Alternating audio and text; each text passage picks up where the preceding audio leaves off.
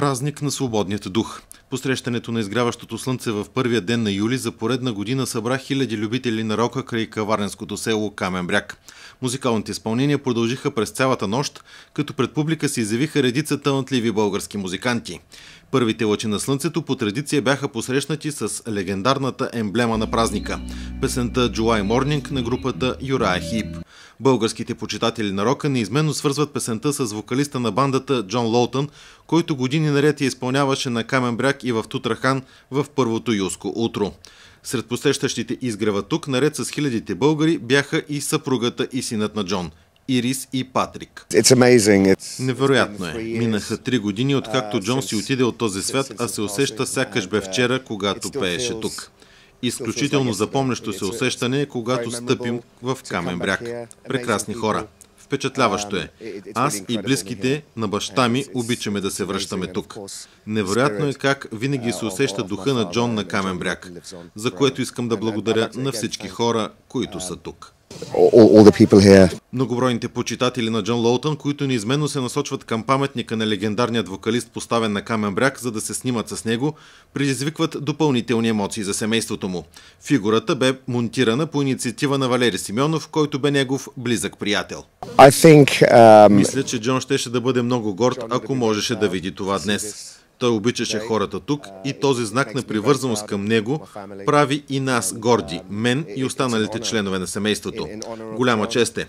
Тази привързаност към Джон, всички тези хора, които идват тук специално за да си направят снимка за спомен с него. И мисля, че наистина щеше да му хареса. На Джон. На 100%. През тази година песента July Morning бе изпълнена с първите лъчи на изгрева от ирландският хард-рок музикант Робин Макколи.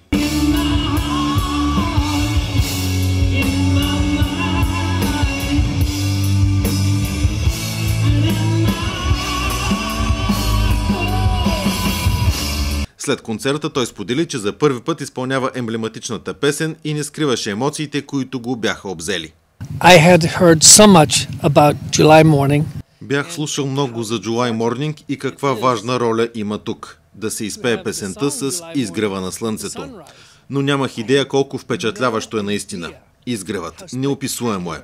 От сцената го гледаш и виждаш колко бързо се издига слънцето. Виждаш го толкова мъничко и изведнъж бум! С отражението върху водата просто...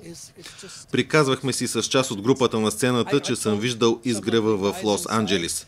Но тук просто е с различен цвят. Направо божествено.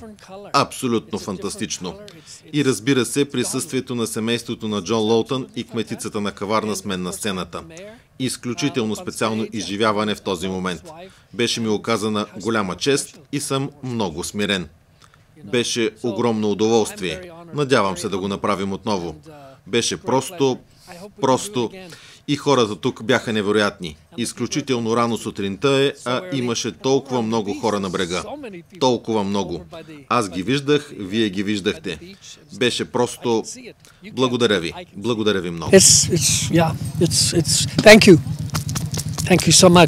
От община Каварна, които по традиция организират празничното посрещане на изгрева, с удовлетворение оцениха, че събитието е протекло без инциденти и е доставило много радост на присъстващите.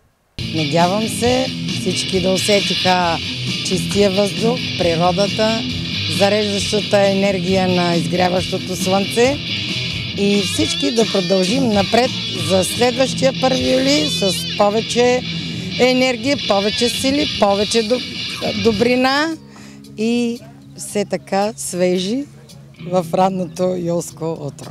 Слънцето се издига на небосклона, но заради незабравимите мигове и усещането за свобода, хилядите почитатели на красивата музика вече мечтаят за следващият 1 юли.